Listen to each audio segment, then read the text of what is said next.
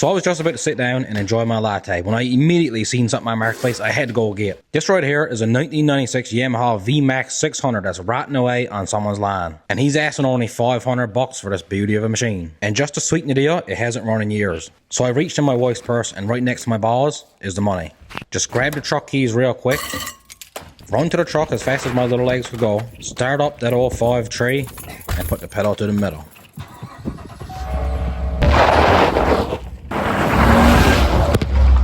So I arrived about 45 minutes later, and I ended up scoring this Yamaha VMAX 600 for only 350 bucks. I'm glad the owner was there to help me load it up because this thing weighs half a ton.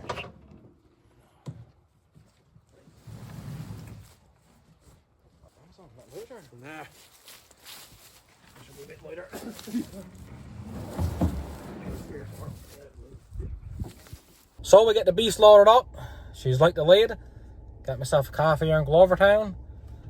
She wasn't too far away, only about 45 minutes from me probably, so let's get back home and get her unloaded.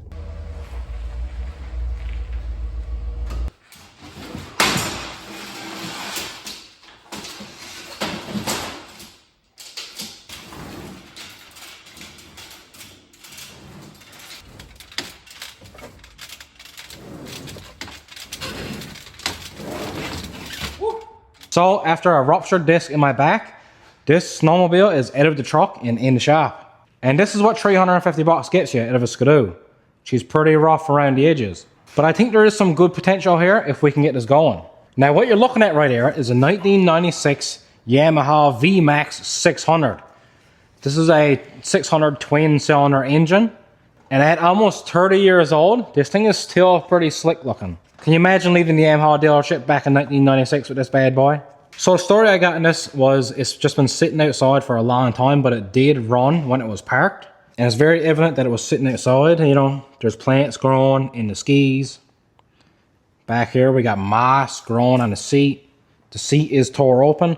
I don't know if I'll get a seat for this or what. We're going to get it going first and see how it goes. We got some hand warmers. We got our choke, throttle, kill switch. 8,500 kilometers. We got some paint and stuff peeling there on the hood. He said many years ago when he first bought this Skidoo, he paid over 300 bucks just for these plastic skis. So I only paid 350 bucks for the Skidoo, so we almost got our money back for the ski. Yes, I keep calling this thing a Skidoo. I know it's not a Skidoo, alright? It's a snowmobile. This thing does turn over. It does not have electric start. Here's a little look at under the hood. There's some sawdust lying around. Things down in the airbox. Definitely looks like there's some critters in here at some point in time. But a good thing about these older Sleds is that everything here is really accessible and easy to work on. So here's our plan of attack right now. I'm going to remove this airbox, clean it out, make sure there's nothing in there. I'm going to drain the gas if there's any gas in this. I might pop off the carbs and try to clean them out. And then we're going to do a compression test. We're going to put some fresh gas in this, some fresh oil, and we're going to fire this thing up. Looks like we got our coil here mounted to the airbox, so let's go ahead and remove that. I think I'm just going to take this airbox right out. I can take those carbs off first.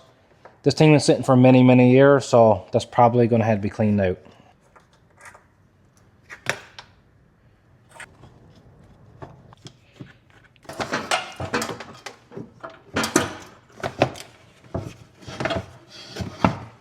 Let's have a look in the carburetor. It honestly doesn't look that bad. It's honestly not that much more work to just haul these carbs out, so I think I'm just going to haul them out and we'll have a good look at them when they're out. Yeah, we can haul them up here out of the way.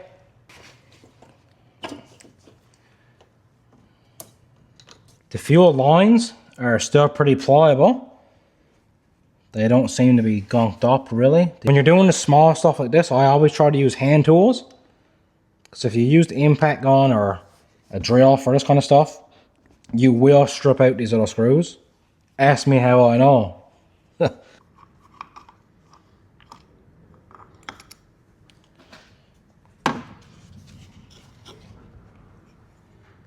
So here's the first little look. Honestly, don't look that bad. The bowls are clean. She's definitely mixing her gas. The seals here are still nice. They're not hard.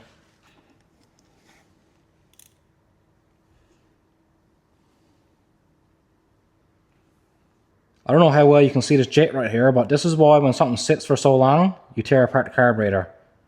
This jet is clogged. You cannot see light on the other side. So let's try to clean that out with a bit of brake clean. Oh, that was probably just be a little bit of gummed up fuel or something maybe was in here or whatever.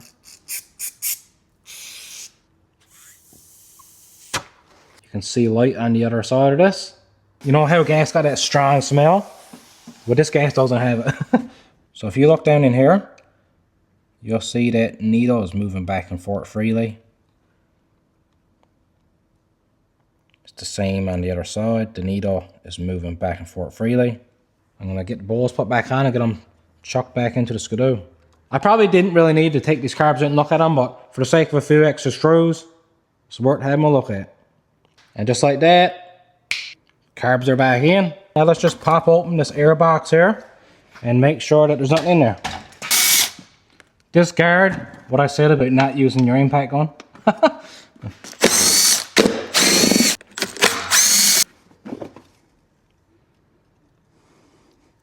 Few leaves in it. Look at that freaking spider in there. Ugh. I hate spiders. Ah. Probably all them spider activists are going to be after me now. I don't care. How much dirt is down here? I gotta try to clean some of that out. So we're gonna get this air box put back in. We're gonna check for spark and we're gonna check for compression maybe when the plugs are out.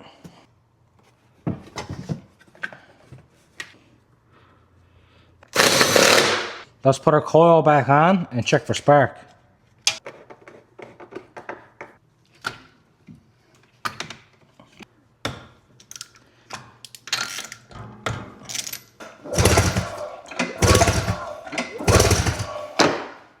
We got spark, our carbs are clean. Next, we're gonna check the compression.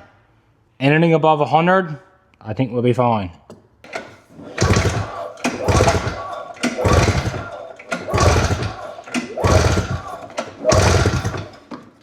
Okay, you look here, we got about 110, a little bit more than 110. This thing also hasn't been going in many, many years, so I'm probably gonna put a little bit of oil down in these cylinders before I try to start it. 110 on that side. And let's try out this side.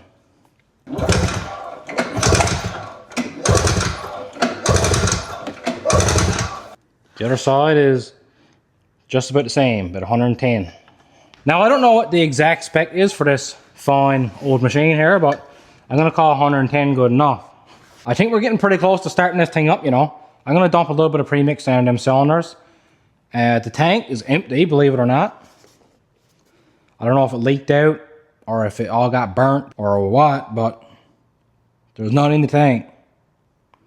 So I'm just going to pour a little bit of this down in those cylinders.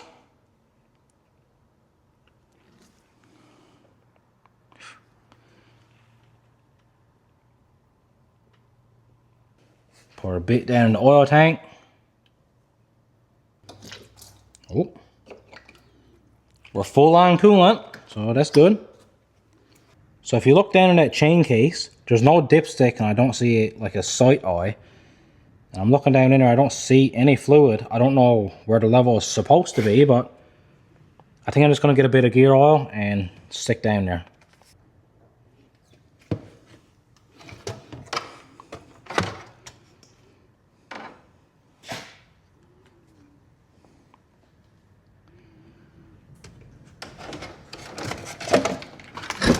Ow!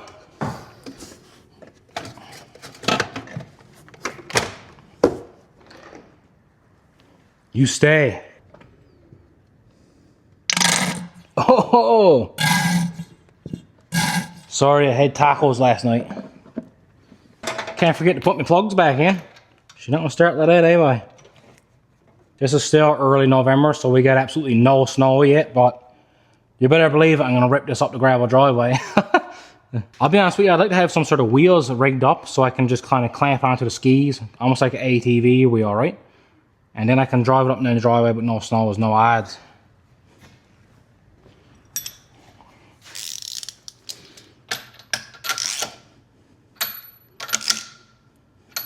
Look at this old gas cap, man. Anyways, open that up. Look inside. Don't know how well you can see here with this big ass light, but she's dry down there. This gas cap reminds me of an old Toyster 400 my father used to have. Also from the early 90s. No, gasolina. Gasolina. Remember that song? I didn't put that much gas in it, so I'm just going to put a little bit of this in here.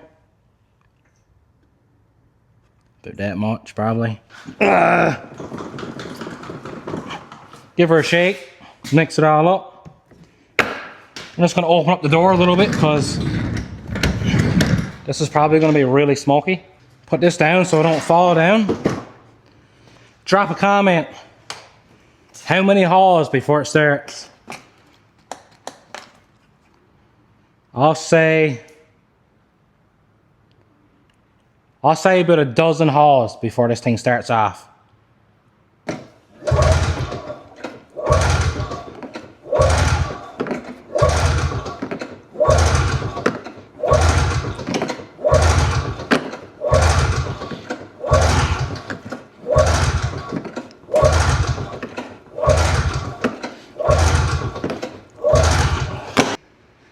That's more than 12, so she lasts longer than me.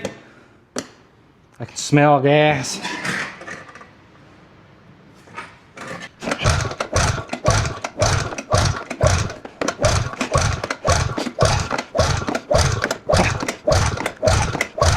Oh my god. Whoa. I thought she tried to do something there for a second. Maybe I should pour a bit of gas on the cylinders just to get her going. We don't need much, just a couple drops there, right? Bit there. Bit down that one. All right, we got fuel, air, compression, and spark. This thing should start.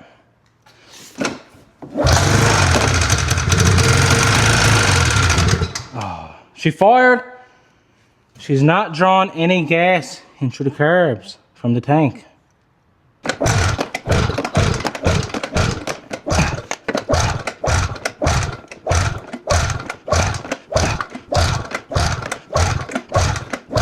Man, oh man.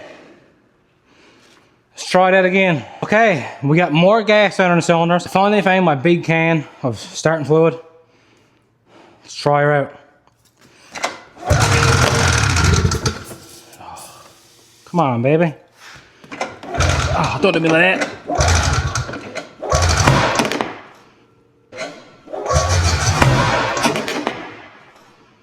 My God. They're frightening the shit out of me. She backfired, baby. Come on. Woo. Things are happening.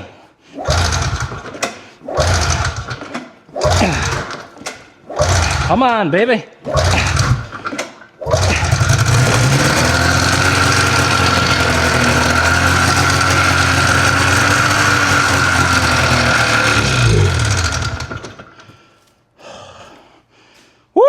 Man, I'm so out of shape.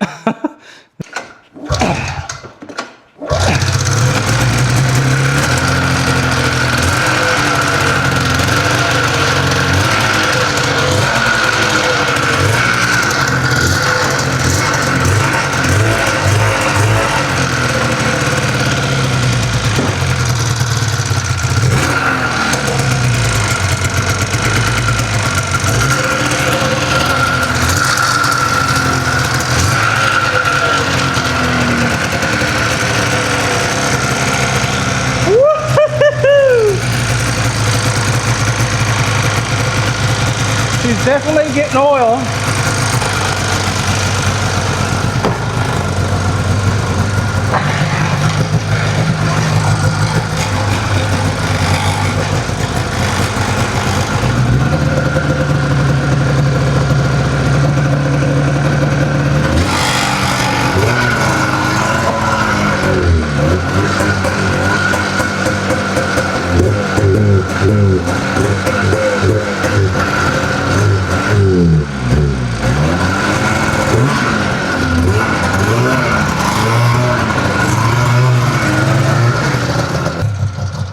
According to the puddle of gear oil here, I guess she's leaking on the chain case.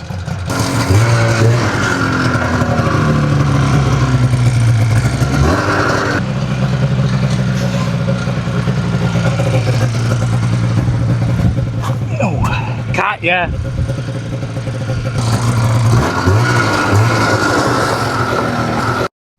Didn't cut ya.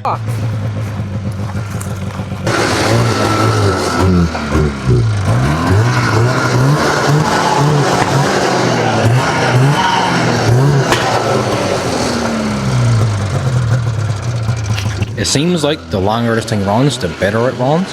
I really wish we had some snow because I'd be able to get out now and give it to her.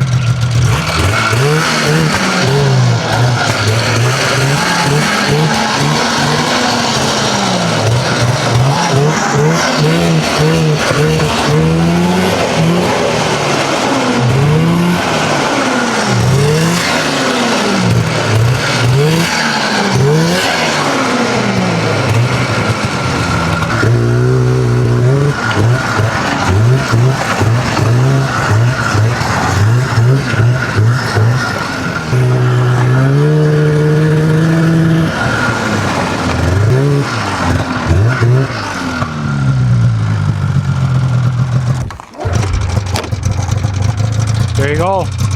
She runs, she starts, she idles. It does run surprisingly well, just for the few times I went up and down the driveway on the gravel. If I had some snow, I would really be able to get out and give her some good bit of gas. I mean, she wants to go.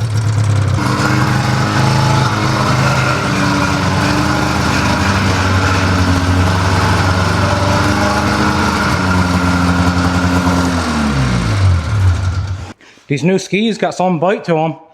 I couldn't even drive this in the shop. It was like digging in, the track just spinning. Well, this thing runs, this thing drives, it idles, does all the things. So we took this thing from sitting in the grass for many years, completely forgot about, $350 marketplace sled, to something that now runs and drives. It still does need a lot of work to be snow ready. It needs this seat cover, the chain case is leaking, the suspension needs to be gone through, and just an overall check up and grease everything, right? You can probably see that bike behind me. That's in an upcoming video. You'll see all about that. The engine is underneath it in many pieces. And I'm also on the hunt for the next flip car still. So stay tuned for that. But anyway, I'm gonna sit down now, edit this video, enjoy this latte. Please like and subscribe.